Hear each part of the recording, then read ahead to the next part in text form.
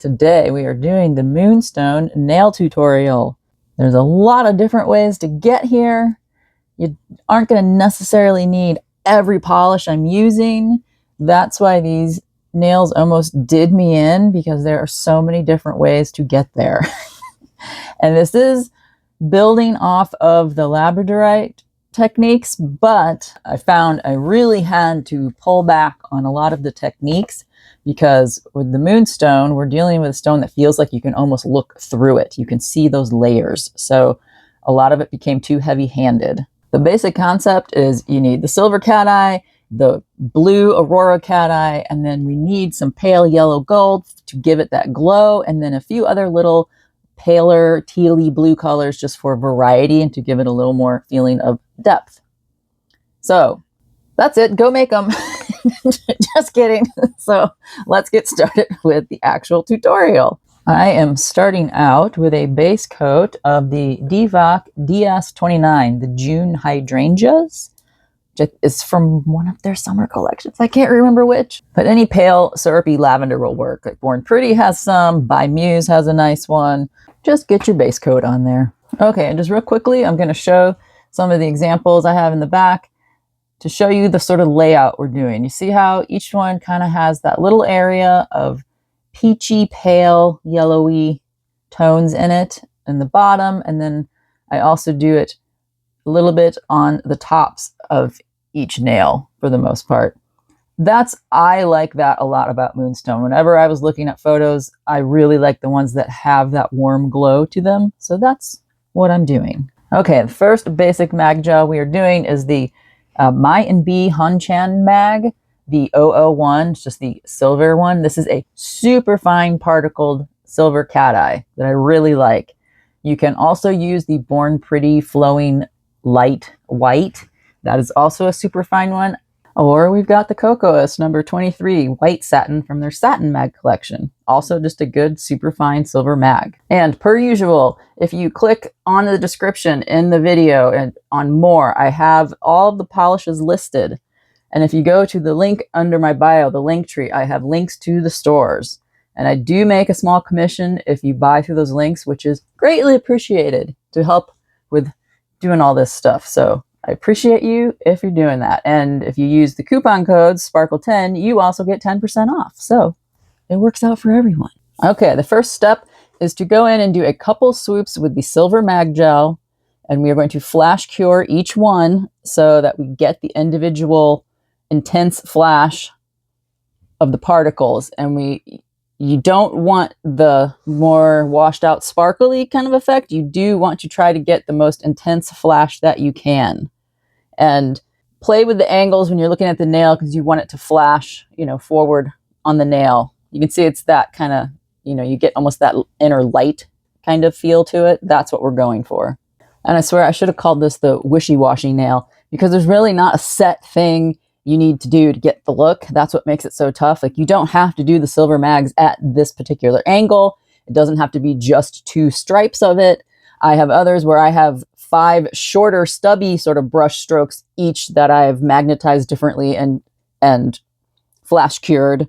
This one, I think I only do 2 or 3 of the silver, but I have them flashed more towards the center, so you're getting the light effect a lot when you look at it. And I will say this is kind of a nail where less is more, because you can start to overdo it with the layering of the mag gels, and because they start to gray out where they're not magnetized, if you know what I mean.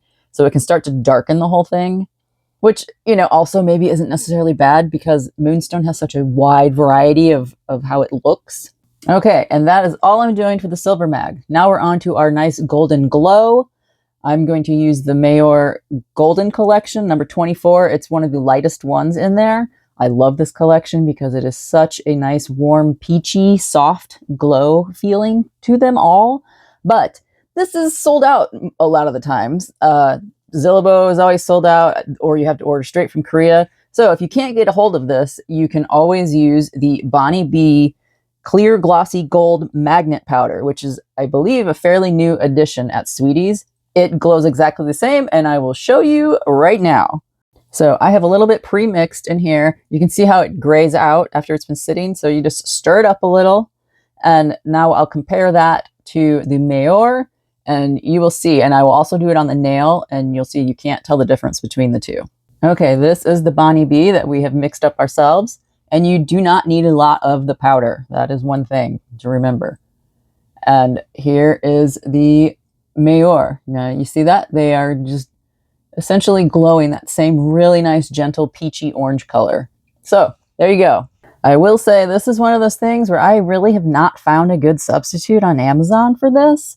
So if you are going that route, you may have to find like a jelly, peachy orange, pink color and just do like a glazing layer over a fine silver cat eye to get this same effect. I just haven't tried it, so I can't guarantee it's going to turn out the same.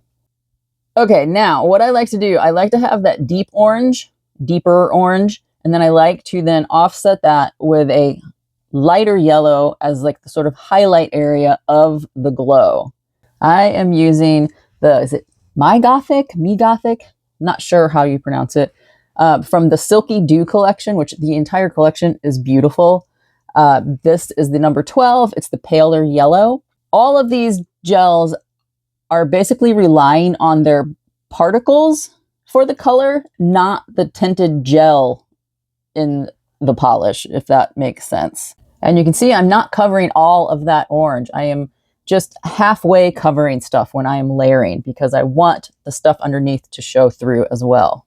Okay, and now on my top highlight, warm highlight, I'm going to use the Kokoist Sahara Dust from the Terra Mag collection because I also really love this entire collection.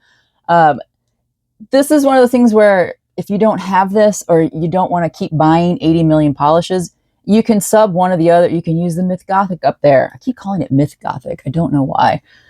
Anyway, I just like doing the slightly different colors because I think it just adds a richness and depth and more of a reality kind of, you know, like how light plays differently with things. It's not necessary. I just like doing it. I think it adds a little bit to it. There's my little manifesto for the day.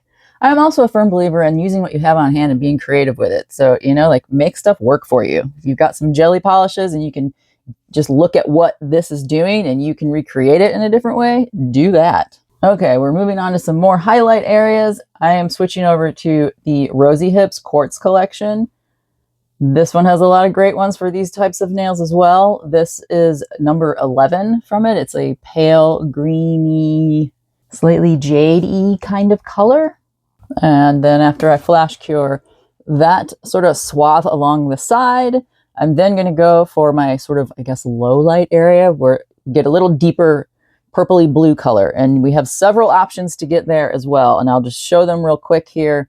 On this nail, I'm going to use this one, the Rosy Hips number 17 from the Quartz collection.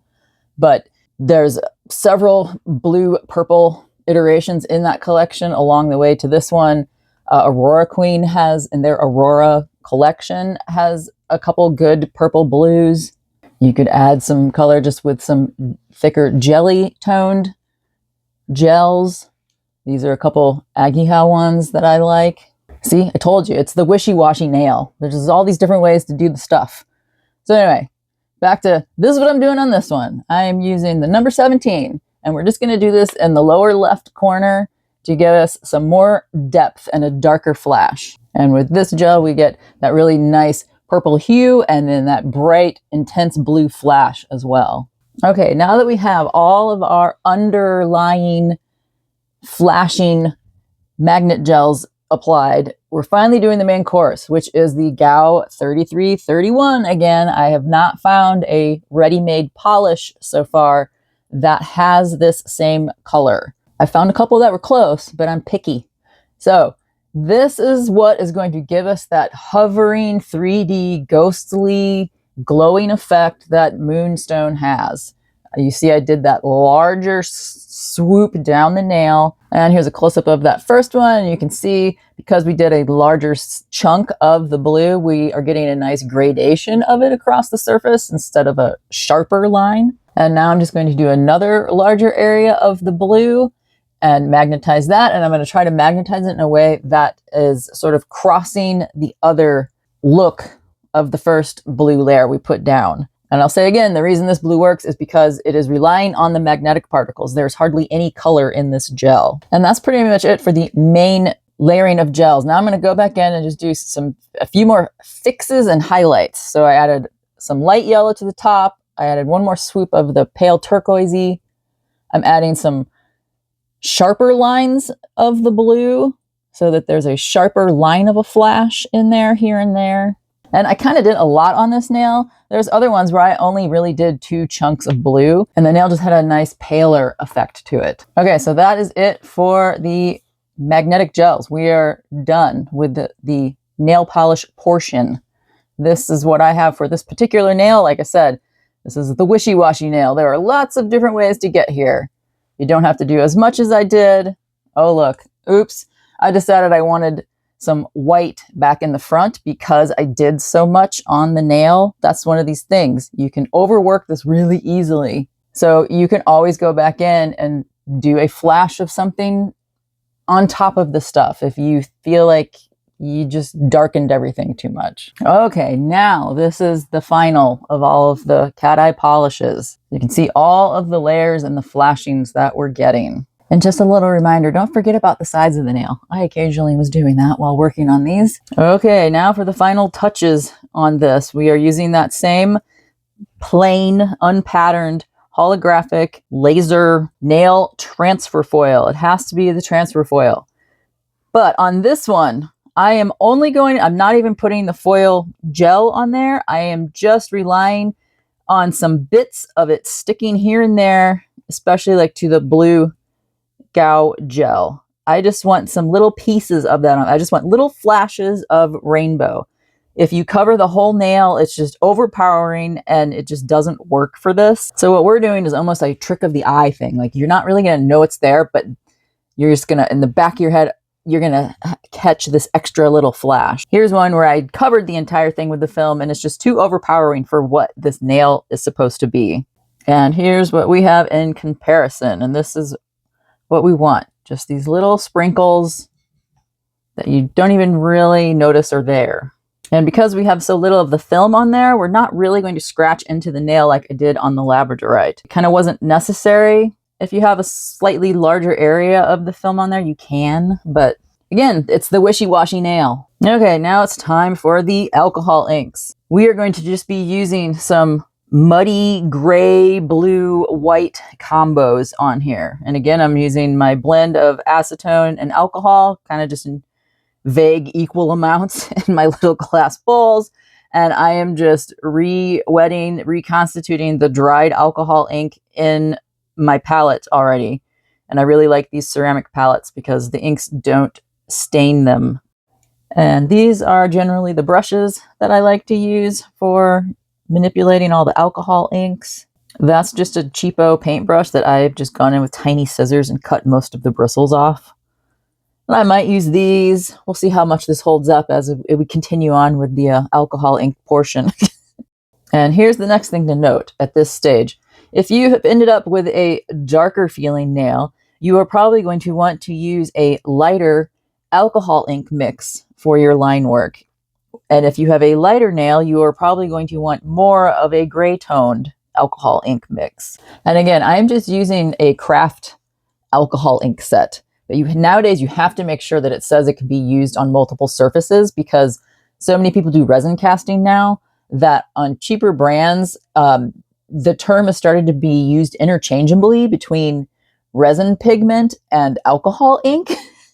It's very unfortunate. I've had to return things before because it just never dried. And when you look at the ingredients, it actually had no alcohol in it. I'm just adding a little more white to my palette. And you can see I am using very watered down alcohol ink. It does not take a lot to get the line work on this nail. So it's the same technique as the labradorite nail, except we're really dialing this back. I just want that super generous coat of this wash all over the nail and just kind of keep blotching it along and reapplying it more. And because we kind of did the sloppy application of the gels, we already have some crags and texture on the nail.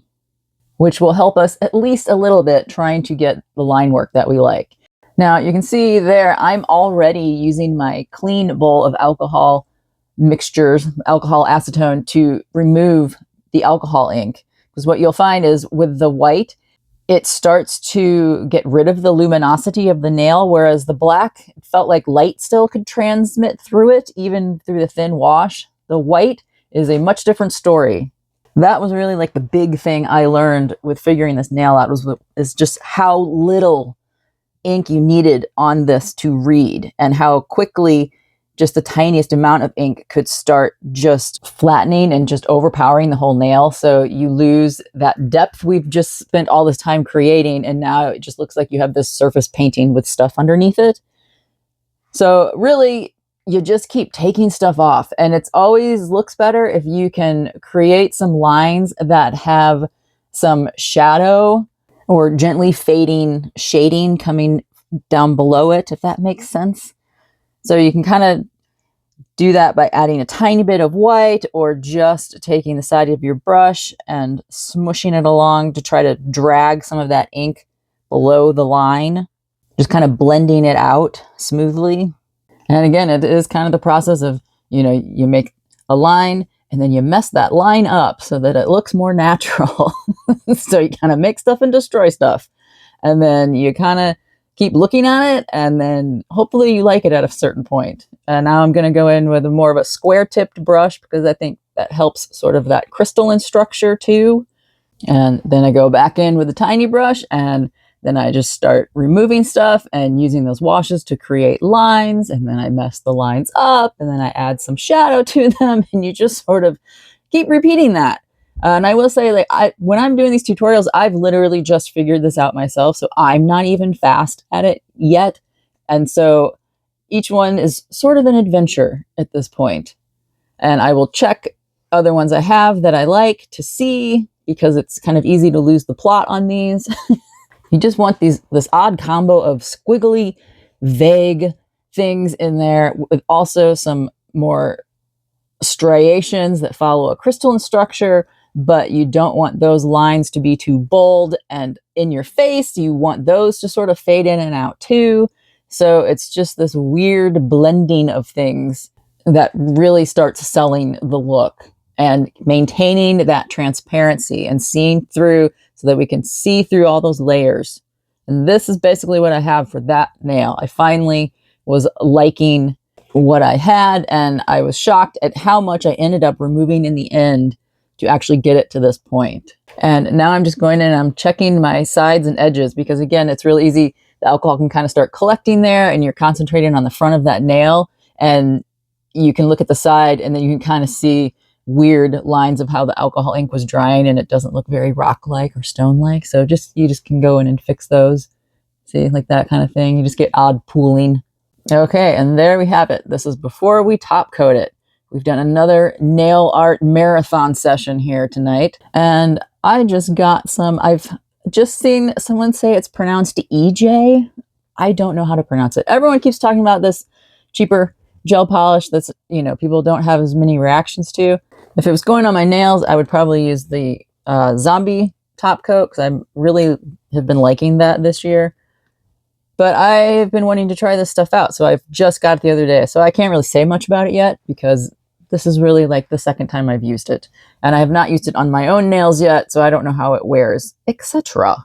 But especially for, tutorial nails, I tend to like to, save a little bit here and there by using some more inexpensive things instead of just blowing through expensive stuff. Okay, and there is our finished nail with top coat. It's officially done. We still get a lot of luminosity through there, just all of those layers of the mag gels, and then occasionally we get a little flash of the little pieces of the holographic film. And then we're also getting a really nice warm glow on the top and bottom edges. And I'll just put up a couple of my favorite ones just to show the difference. This one on the left I really like a lot, and it's super light. I barely did blue on it, and then most of my line work because of that is a darker gray, and that worked out really nice for that one. And it still looks like Moonstone. And then the one in the center, I did a little more darker purple tone in it. And then I have the center of that one is pretty much the silver white, and the blue, you know, is surrounding it. And now this nail is one where I did a super dark purple mag, like 3 slashes at the very start of the nail, and then that still ended up showing through at the end. So there's just all kinds of variations you can do with this. The possibilities are endless. Oh, and I will have an Amazon tutorial list up in my storefront, but this may be one of those few nails where I cannot come up with a substitution for everything. So just be mindful of that. Thank you again for watching. I appreciate everyone that watches all these. It makes it all worthwhile to do, and it makes it 10 times more fun. So thank you to all of you who watch all of my long-ass tutorials.